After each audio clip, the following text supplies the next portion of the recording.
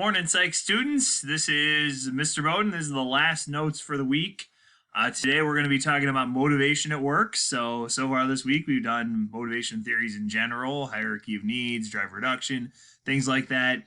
Yesterday was motivation and hunger, both the biological and sociocultural factors that play a role in that. And today, something we all know and love, and hopefully you guys who have jobs have still been able to go to those jobs, but motivation and work is another topic that psychologists like to cover. So with motivation and work, I guess it's important to introduce the type of psychologist who would study this sort of thing. The name for those psychologists, and as usual you should have your notes out, you can follow along, is industrial organizational psychologists. Industrial organizational psychologists, kind of longest names. These people study psychology in the workplace. How do we motivate people to work harder? How do we evaluate people? How do we hire people? How do we fire people? That it's a whole field of psychology. If you're looking for a fictional example of industrial organizational psychology, look no further than, for you Office fans out there, Toby Flenderson. And you remember Toby Flenderson works in human resources. That might be where you find people with industrial organizational psychology backgrounds. Maybe you might also find them in advertising, figuring out ways we can persuade people to buy products.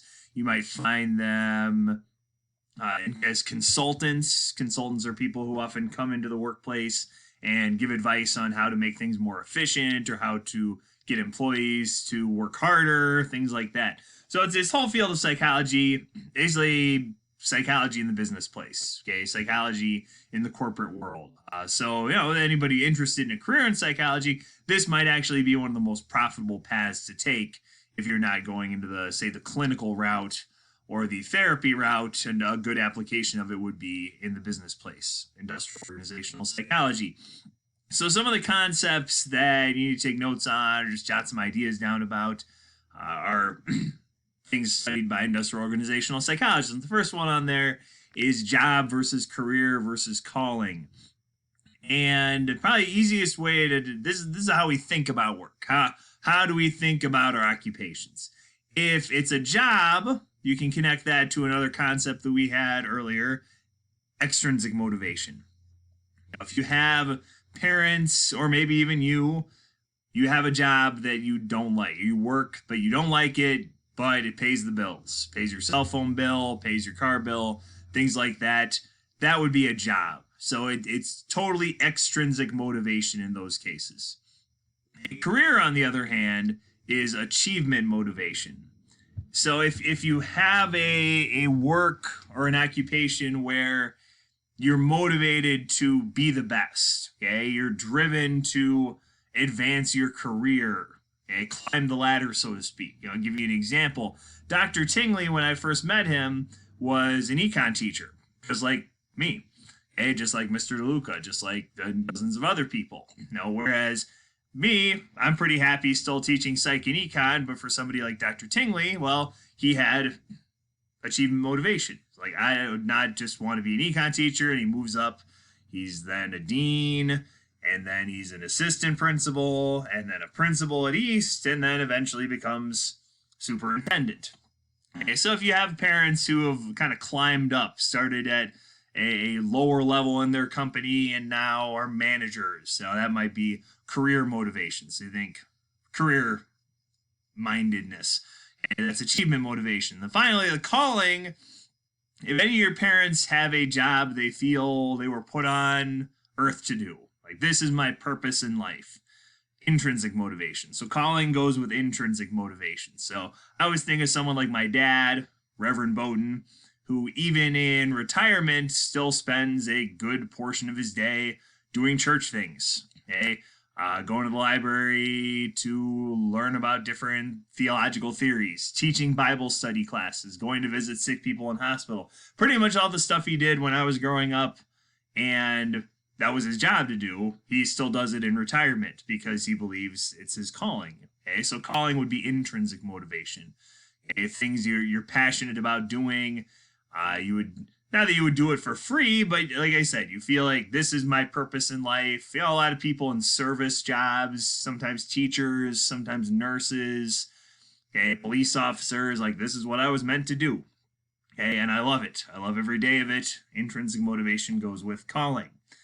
The next topic on there, and unfortunately, with not being there, we can't watch the Office episode that goes along with this, conflict resolution in the workplace and just in regular life. And you have 3 different resolution possibilities. Okay, approach, avoidance, and avoidance. The easiest way is to think of Michael Scott in the Office episode conflict resolution, who has different names for this. Approach would be win-win. A win-win scenario in which both options are good. Okay, you have a scenario in which there are positive outcomes either way. That's approach. Okay, so for instance, I don't know, you have the choice between eating gummy bears and eating jelly beans. I think both of them are good options. Of course, some of you might disagree because you like both candies, or you have a choice between strawberry ice cream and chocolate ice cream. Both delicious. So those are good options. Or say one of you has to choose between Augustana College and North Central College, both of which are great schools. That's a win-win scenario. You're going to it's going to be positive outcome either way. Approach avoidance would be win-lose. In a win-lose scenario, there's good outcomes, bad outcomes.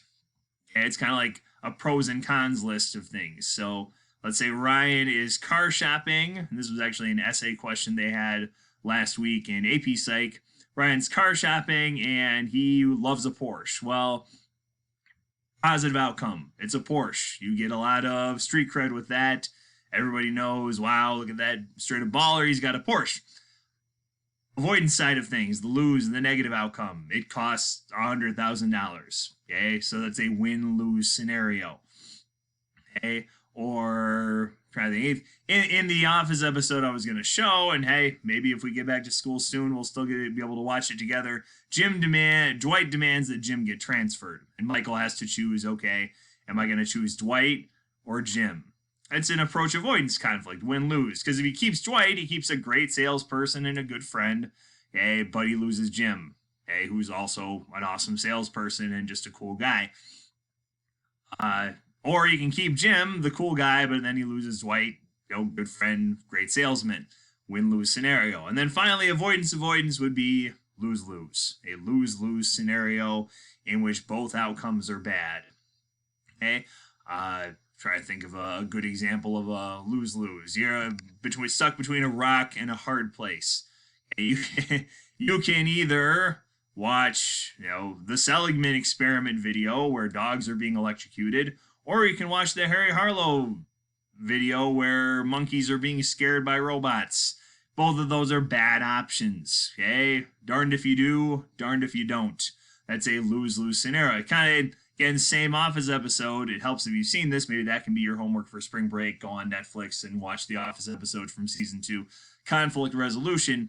In that episode, Jim has a choice. He can stay in Scranton, Pennsylvania, and watch Pam get married to somebody else.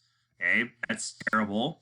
Or he can leave Scranton, Pennsylvania. He won't have to watch Pam get married, but then he won't get to see Pam, the love of his life, anymore. Lose-lose scenario, avoidance. Okay. Moving on, the last 4 things on there have to do with types of bosses. And one of the joys of teaching this in class is kids get to tell stories about horrible bosses they've had or cool bosses that they've had. So I apologize we're not there together to discuss this. 2 types of leadership styles, task leadership and social leadership. A task leader, maybe you're familiar with the term micromanagement, okay, is the type of boss who's on you all the time, okay, and is all about deadlines and maybe very strict, kind of authoritarian, and they want you to focus on getting the task done. Okay, so those are kind of the concepts that go along with task leadership. The type of boss who is always making sure, I worked at a kitchen at a water park when I was in high school, and we had a task leader who make sure you check the temperature of the food and make sure your timing is right and make sure you only put this amount of ice in every single cup of Coca-Cola and just all over us all of the time to make sure we did everything the right way. Their belief is because if they're not doing that, things would catch on fire and you'd slack off. Compare that to social leadership, who focuses more on team building. Okay, so if you kind of look at, and using Michael Scott as an example, he would definitely fall into the social leadership category, because for him, the most important part about the workplace is the relationships between people. And if you have a good relationship with people in the workplace and with the workplace, you'll work harder. So think about any time your boss has tried, say, group activities to bond you and your coworkers together. I remember when I worked at Target in the late 90s and I worked the early morning shift, the boss would announce everybody to the front of the store before the store announced, and we all do stretching exercises together, kind of like yoga exercises in our red and khakis, which seems kind of silly, reading up on it. Okay, that's social leadership. I'm going to bond you to each other, and because you're going to be a good team together, you're going to work harder and you're going to get along and everything's going to be great. Okay. The last two things on there, you can kind of relate them to task leadership and social leadership. Task leadership, you can kind of draw an arrow between that and Theory X. Theory X bosses believe that you are extrinsically motivated. So you as workers are extrinsically motivated. You're there for the money. You're there for the rewards. You're there for the prizes. Any sort of thing like that. You're not necessarily interested in doing great unless you get a reward for it. And so they're going to motivate you with raises and things like that. Theory Y, on the other hand, intrinsic motivation. So once again, just differentiate. Extrinsic motivation comes from outside. Intrinsic motivation comes from inside. A Theory Y boss believes you want to do well on your own. You don't necessarily need them on your case all the time, yelling at you, making sure you do it right.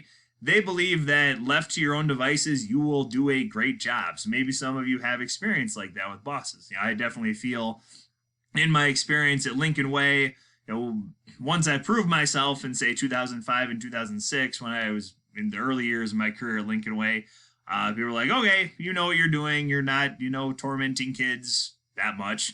Okay, we'll let you do your job, let you teach. That's kind of Theory Y. They assume that they don't have to watch me all the time, that I want to do well, that I want to actually teach you guys stuff about psychology or economics or U.S. history or any of the other classes that I've taught over the years. That's kind of the Theory Y management style. So if you have a boss who's kind of always on you all the time, that's task leadership. Theory X, because, hey, if they're not there, you're not going to get it done. You'll start slacking. You'll get on your phones, things like that. If you have a boss that just kind of lets you do your thing because they assume that you're going to do a good job, because you want to do a good job, that's Theory Y. It's a Theory Y type of boss. So all this stuff we'll definitely review. My hope is that I get to see you guys again sometime soon, that we go back to school. Maybe you're, obviously enjoying your spring break, but there won't be any new lessons or notes or anything for at least a week, and hope, we'll get an update on whether we're going back to school or not. Otherwise, have a great spring break. Stay healthy. Keep social distancing. Try to make your own fun. Play lots of video games. Do whatever it is you do to fulfill your life, okay? All the good hobbies you have, arousal, theory, find that balance between stress and boredom. So have a good break, and we'll see you again soon.